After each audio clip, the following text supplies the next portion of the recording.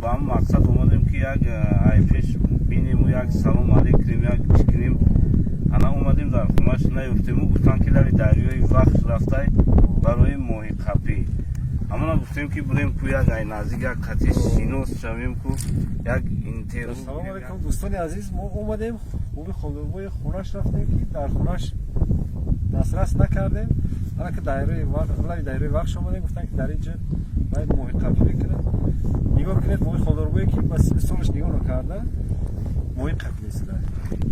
یا ایدلای قرآن که اگر اقلا ماهی تلایش که نمیذاری آخه بود خب رو ماهی گرفته ما ماهی تو دا چیکار دارم من ماهی خود نگفته سبقی یا ایدلای اقلا ماهی تلایی که نمیذاره ماهی همون نقرگیش هم بزنه اقلا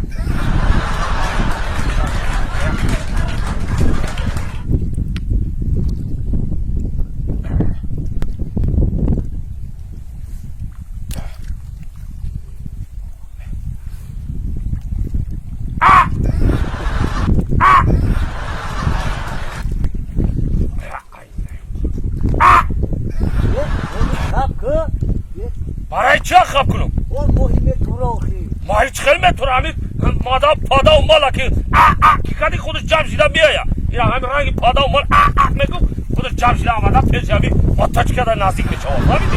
و اکثر همین همین یک حیاته فقط کاملا گرفتار میگیری شده یا من اکنون ما اومدیم ماهی خودروی رو در رو دیدیم نوای ماهی گرسیده هستن نصیب باشه مدتی هم سفر بشه کلبه نمون باشه چیزی سال خوردن چلی تو نداریست ماهی گیری را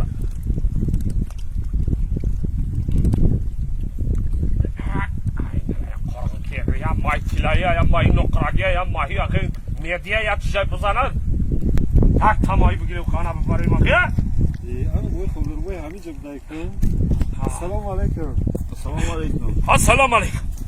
بیشی بو بیا. بیا بچم کن. یا. السلام علیکم. السلام علیکم. نازه سازه تینجه. سلامتی ها خوبه. همه طرفا تینجه داخل.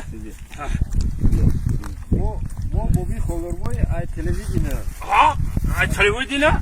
شما را قدر کرده مثال مستقلی اشتراکی جنگ بزرگ وطنی همون را قدر کرده ما اومدیم که خواب شما رو یا بنوار بگیریم و بفهمیم که وقت شما اینقدر جنگ بزرگ وطنی خدمت کردین چی کردین ای همین چیزا هم برنامه کدامش مثال ورزش کینو نفهمیدم ای همین برنامه‌های تلویزیون شما کدامش نقض می‌بینید مثال یکم ورزش کینو کدام چیزاش نقض می‌بینید ای برنامه همین تلویزیون کدام شما دوست می‌دارم کدامش دوست می‌دارم ها همین من اخبار دوست می‌دارم اخبار یه برای چی چه با که کینو را نه و دیگه برنامه رو نه و ورزش نه و اخبار آخه اخبار باینش در رکلام نداره برای من قداس می‌دارم